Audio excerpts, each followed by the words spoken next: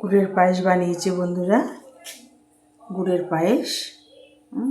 শীত পড়ে গেছে, এখন তো গুড়ের পায়েসই হবেই। গুড়ের পিঠে, পাটালি গুড় দিয়ে সব রকম হবে।